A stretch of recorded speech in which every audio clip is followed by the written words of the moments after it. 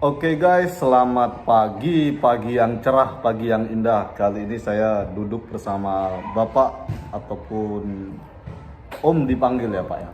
Bapak boleh, Oh, Bapak Om boleh. boleh, Abang boleh. Abang boleh. Yang lebih detailnya? Orang sih cenderungnya manggilnya Abang gitu ya. Abang ya. Oke. Kali ini saya manggilnya Mas boleh ya? Boleh, boleh. Mas Janprido Damanik.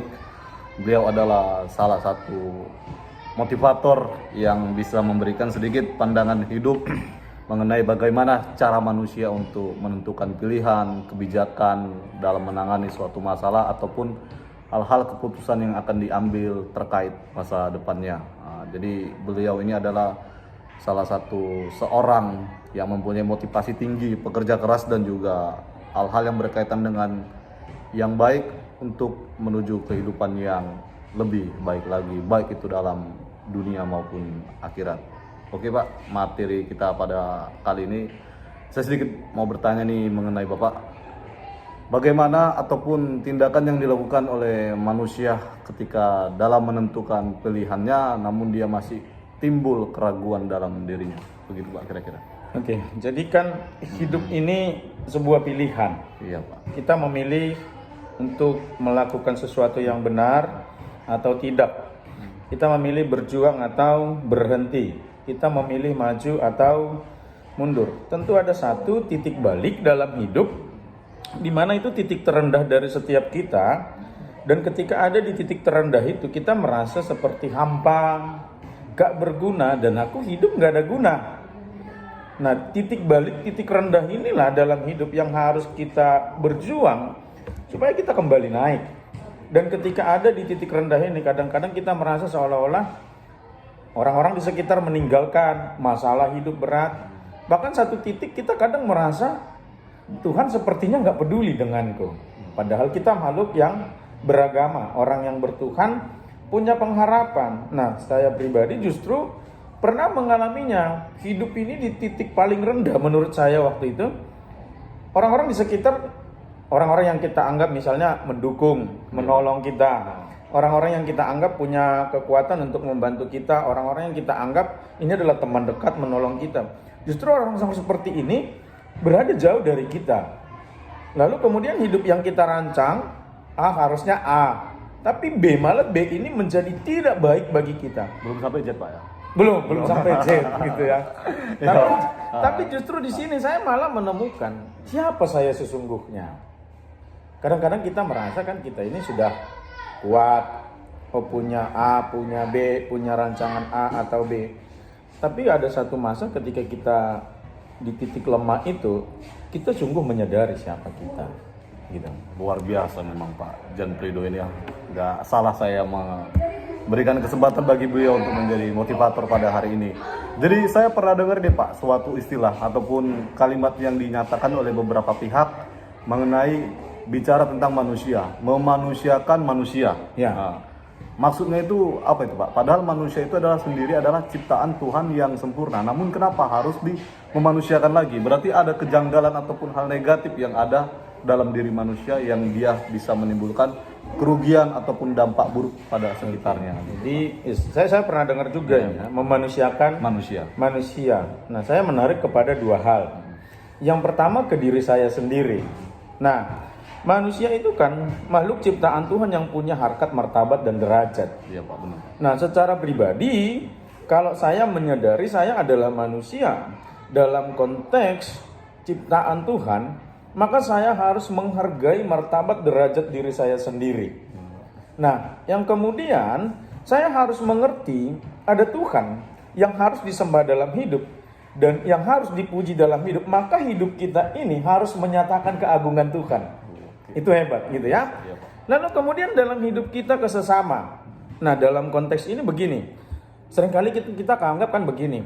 Orang ini kaum lemah atau marginal, sehingga kadang timbul di dalam diri kita ini, saya lebih hebat, saya lebih bisa. Kadang-kadang kita menganggap sepele dengan orang. Nah, dalam konteks memanusiakan manusia, saya berpikir begini. Justru apa yang kita lakukan bagi orang yang dianggap paling hina, tapi kita melakukan hal yang terbaik bagi dia demi mengangkat derajatnya. Perbuatan kita menyatakan cinta kasih terhadap sesama tentu wujud sebagai beragama. Nah, itu menurut saya bagian dari kita memanusiakan orang sesungguhnya. Artinya begini, kita menganggap dia itu sebagai makhluk ciptaan Tuhan yang harus dijaga, dihormati dan dihargai, sama seperti kita. Gitu. Berarti termasuk kepada semua wanita juga nih Pak? Jelas dong. Jelas. Luar Jelas. biasa. Bahkan kepada orang yang menurut orang ini udah nggak pantas dihargai. Justru kita memberikan kesempatan bagi diri kita untuk menghargai orang yang demikian.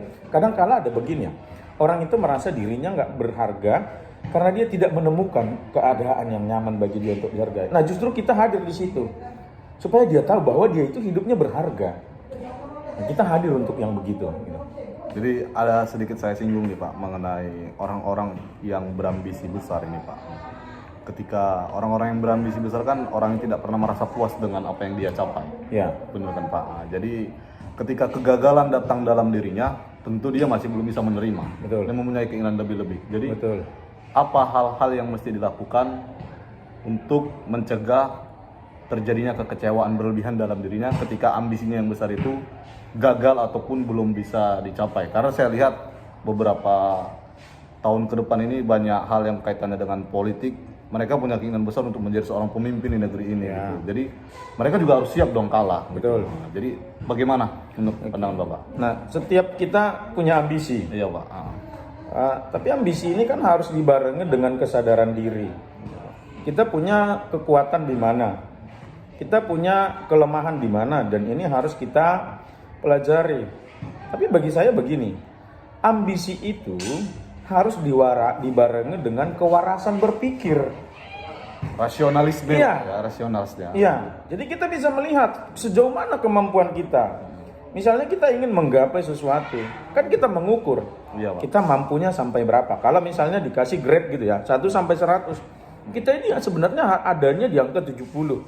30 ini kan kita berjuang. Nah, waktu sebelum nyampe ke 30 untuk sampai 100 ini, nah ini kan kadang bisa jadi gagal. Benar Pak. Kalau capai 30-nya, 70 jadi 100 terpenuhi. Nah, kadang-kadang itu nggak terpenuhi. Nah, bagi saya begini. Setiap cita-cita keinginan hal yang akan kita capai. Yang pertama, ini saya demen kali nih, sebagai makhluk beragama. Kita punya Tuhan dong. Nah, sebagai makhluk beragama, saya merenungi gini, Tuhan, kalau aku sampai di sana, kira-kira aku ini bermanfaat nggak untuk orang banyak? Gitu ya. Kalaupun tidak, maksudnya tujuan itu tidak tercapai, tentu saya meyakini ada kehendak rencana Tuhan yang lain. Nah, supaya kegagalan ini tidak menjadi sumber kekecewaan bagi diri kita yang mengikat kita sampai kita misalnya tidak lagi mengenali siapa kita, siapa orang di sekitar kita, siapa Tuhan kita. Bagi saya begini, hidup yang paling mudah itu adalah bersyukur. Syukur Pak ya. Dan itu berat.